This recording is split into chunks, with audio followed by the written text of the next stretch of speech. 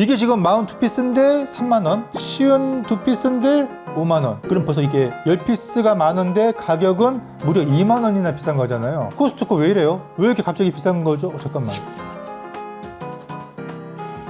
뭐야? 안녕하세요, 입질의 척입니다. 오늘은 오랜만에 마타초밥 비교 한번 해드릴까 합니다. 제가 한 6년 전이었죠. 2019년도에 그때 코스트코와 트레이더스 마트 초밥을 비교 한번 해드렸는데, 그때하고 지금하고 요새 뭐 10년이면 강산이 변하는 게 아니라 5년이면은 모든 게 다 변하는 것 같아요. 그 사이에 많이 업그레이드가 됐더라고요. 굉장히 풍성하고, 그런데 또 물가도 많이 오른 만큼 가격도 한 2배 이상 오른 것 같으네요. 자, 일단 간단하게 6년 전에 제가 이 트레이더스와 코스트코 비교한 영상, 그 구성이랑 가격만 잠깐 이렇게 보고 이어가도록 하겠습니다.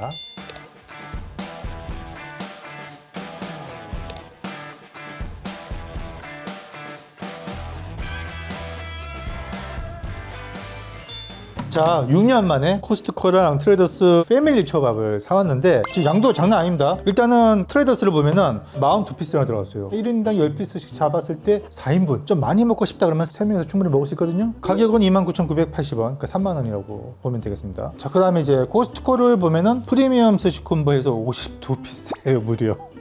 10개씩 잡았을 때 5명 좀 많이 먹는다 그러면 4인분은 되겠네요. 가격은 49,990원, 5만원이죠. 이게 지금 42피스인데 3만원, 쉬운 2피스인데 5만원. 그럼 벌써 이게 10피스가 만원인데 가격은 무려 2만원이나 비싼 거잖아요. 코스트코 왜 이래요? 왜 이렇게 갑자기 비싼 거죠? 잠깐만. 뭐야? 이야, 우선 이거 솜사탕인 줄 알았어. 10피스밖에 차이가 안 나는데 지금 코스트코 무게가 엄청나게 묵직합니다. 트레이더스는 10개 부족했을 뿐인데 반밖에 안 되겠는데 이거? 저걸 한번 줘보세요. 이거 일단은 트레이더스 초밥 1370g이 나왔습니다. 자, 코스트코 한번 재보겠습니다. 2142g이 나왔어요. 진짜 한 2배가 조금 안 되네요, 얘가. 그러면 열어서 구성을 한번 보죠. 일단은 트레이더스가 확실히 저렴합니다. 42피스에 3만원, 계단 계산했을 때 714원. 자, 반면에 코스트코는 쉬운 2피스인데 5만원이잖아요. 계단 961원. 코스트코가 계단 가격에서 좀 앞서는 것 같고, 근데 이제 중요한 건 초밥은 내용물이란 말이에요. 트레이더스를 보니까 일단은 광어 연어 기본 들어가고, 새우가 2종류가 들어가는데 하나는 생새우, 흔히 홍새우라고 하는 아르헨티나 자연산 새우고요. 금냉이죠, 다. 그 다음에 이거는 흰다리 새우로 보입니다. 초새우라고 유통되는 한 차례 이제 데친 거, 익힌 거죠. 그리고 이제 요거는 계란이고, 요거는 가리비, 문어, 장어 이렇게 들어갔네요. 그 다음에 여기 특이한 게 이쪽에 연어가 있는데, 빨간 거는 허브랑 설탕, 소금 등이 절인 이제 그라브락스 연어입니다. 비트가 들어가지 않나 싶어요, 색깔을 보니까. 그래서 단가적으로는 비싼 게 요거랑 홍새우. 여기 보면은 연어 노르웨이, 광어 국산, 냉동 새우살 베트남, 나머지는 표시가 안 되어 있습니다. 법적으로 표기 의미가 없기 때문에. 왜냐면 비중이 작거든요. 근데 여러분 보십시오. 이게 비중이 작다고는 하나 근소하게 밀리는 겁니다. 어쩌면은 수입산 재료를 조금 한 피스 적게 넣어서 비중을 떨어뜨리고 표기 의무 사항을 지키지 않아도 되게 이렇게 조절했을 수도 있어요. 그래서 장어 같은 경우는 아마 중국산 많이 쓰니까 중국산이지 않을까 추측을 해보고, 아닐 수도 있습니다, 물론. 그 다음에 문어는 모리타니아산 아니면은 중국산 아니면 필리핀, 가리비도 아마 중국산 많이 쓰니까. 코스트코가 상당히 지금 보면은 다채롭습니다. 이렇게 보면은요, 이렇게 성게가 5만원 중에서 상당한 코스트를 차지하고 있지 않을까 싶어요. 그 다음에 차지하는 것이 연어알, 굉장히 비쌉니다. 그 다음에 논다랑어 뱃살도 어느 정도 차지하겠고, 연어가 2개, 여기 연어 또 있네요. 토막 기장한 건데 연어만 집중하라는 건가? 어쨌든 연어 비중이 상당히 많네요. 제 생각에는 코스트를 상대적으로 저렴한 연어로 맞췄다라고 볼 수 있는데, 요새 또 연어 값이 또 많이 올랐어요. 코스트코 가면은 이 커다란 연어 필렛 아시죠? 보통 3만원대 후반에서 4만원대 중후반까지 판매됐단 말이에요. 근데 이제 그게 옛말이 됐습니다. 지금 이 연어 필렛이 지금 6만원대, 7만원까지 올라오고 있어요. 그러니까 1.5배 이상 올랐다고 보면 됩니다, 지금. 자, 그래서 연어가 이렇게 많이 들어간 게, 이게 좋은 일인지 아니면 나쁜 일인지 잘 모르겠습니다, 솔직히. 연어 좋아하시는 분들한테는 좋아하겠죠. 그 다음에 코스트를 낮추려고 노력한 것은 또 유부초밥이네요. 유부초밥, 이걸 좀 양을 좀 많이 맞췄네요. 여기서 무게가 많이 나간다. 그 다음에 이게 뭐 새우장 같이 했는데 흰다리 새우로 보이죠. 그 다음에 이거는 트레이더스도 있는 요 자연산 아르헨티나산 홍새우, 이게 갑오징어라고 되어 있더라고요. 요새 국산이 제철이긴 한데 수입산이겠죠, 갑오징어. 역시나 한 3가지 정도만 원산지 표가 되어 있네요. 일단 대서양 연어 노르웨이산이 되어 있고요. 논다랑어 뱃살 원양산, 아르헨티나 붉은 새우 아르헨티나산이고요. 그 다음에 초밥용 간장새우라고 되어 있네요. 이게 흰다리 새우살인데 여기서부터는 아무런 원산지 표기가 되어 있지 않습니다. 가장 많이 쓴 게 연어기 때문에 연어는 노르웨이산이라고 아주 자신있게 표기를 한 반면에 성게라든지 연어알, 갑오징어는 비중이 상당히 상대적으로 연어에 비해서 떨어지기 때문에 표기 의무가 없습니다. 그래서 표기를 안 한 것 같아요. 뭐 기업을 위한 법인지는 모르겠습니다만 좀 이런 부분이 좀 많이 아쉽습니다. 이 비중이 0. 몇 프로라든지 뭐 한 자릿수밖에 안 되는 비중이라서 굳이 일일이 표기할 필요가 있겠냐, 그런 취지에서 아마 그 법이 생긴 것 같은데, 지금 보시면 아시겠지만은 다른 재료에 비해서 상대적으로 비중이 떨어질 뿐이지 사실 꽤 많은 비중을 차지하고 있잖아요. 우선순위에서 약간씩 밀린다는 이유로 표기를 굳이 하지 않아도 되는 이런 법안이 소비자가 아닌 기업을 위한 법이라는 생각이 좀 드네요. 어쨌든 이 두 개를 단순하게 놓고 봤을 때는 저는 2만 원이 비싸더라도 무게가 훨씬 많이 나가고 조금 더 고급 식재료를 쓰고 다채로운 구성으로 해놓은 코스트코에 저는 일단 한 표를 드리겠습니다. 근데 이건 어디까지 제가 맛을 보지 않았을 때 얘기예요. 오늘의 키포인트는 뭐냐면, 지금 코스트코는 이 연어알과 성게라는 이 고급 식재료를 썼습니다. 이것 때문에 가격이 많이 올라갔다고 보거든요. 반대로 말하면 이것들이 만약에 맛이 없으면 의미가 없는 겁니다. 이 가격을 주고 먹을. 근데 문제는 이 성게하고 연어가 호불호를 많이 타요.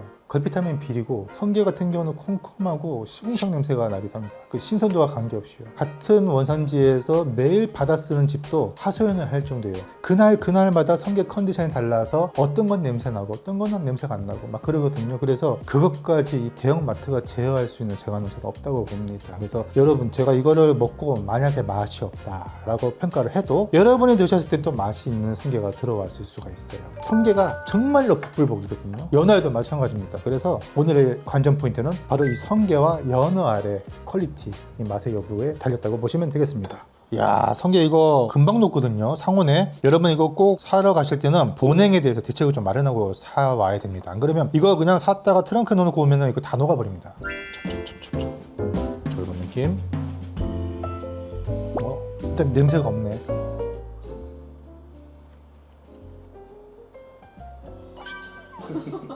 난 비린 거 절대 못 먹어. 이러신 분들한테는 여전히 비릴 수도 있겠는데, 이 정도면 저는 합격이라고 봐요. 칠레나 페루 이쪽을 많이 쓴다고 생각했을 때 중국산이 또 마찬가지지만 끝맛에 콩콩함이 좀 있는데 이 정도면 굉장히 신선하고 나쁘지 않은 품질입니다. 마트 초밥인데 이 정도 성적이면 굿, 좋아요.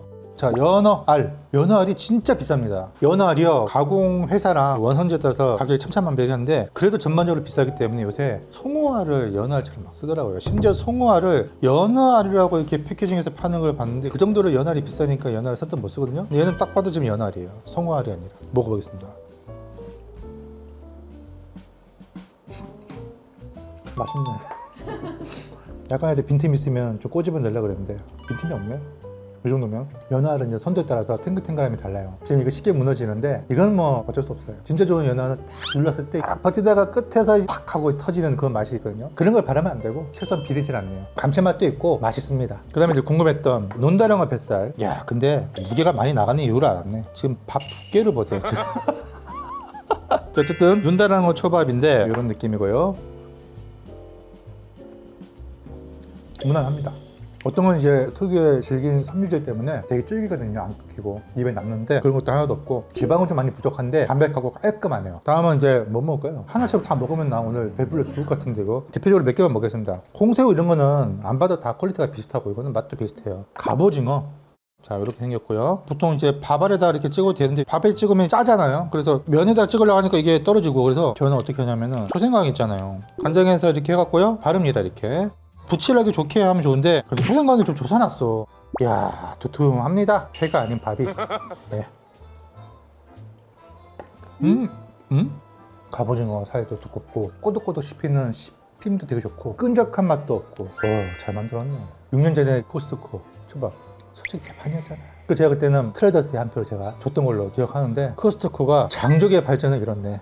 다음은 트레이더스. 가장 궁금했던 게 이 그라브락스 연어예요. 코스트코 연어에 비해서 두께가 다릅니다. 코스트코가 훨씬 두껍죠. 그래서 무게가 아마 여기서 많이 차이가 나는 것 같아요. 그라브락스 연어. 네, 이런 느낌이죠.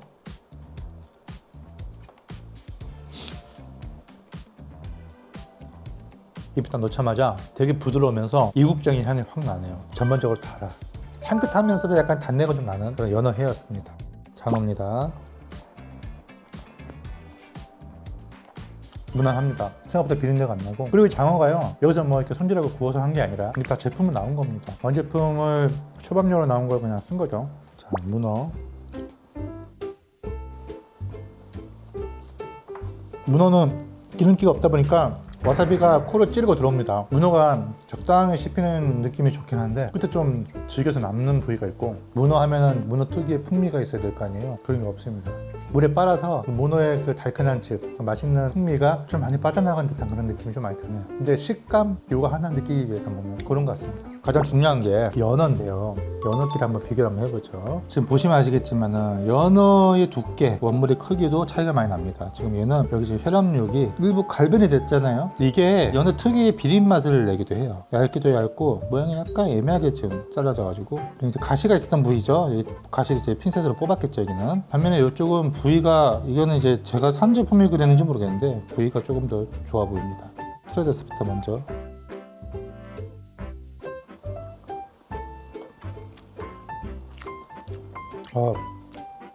갈변된 혈압육에서 나오는 비린 맛이 좀 치고 올라오는 편입니다. 자, 코스트코.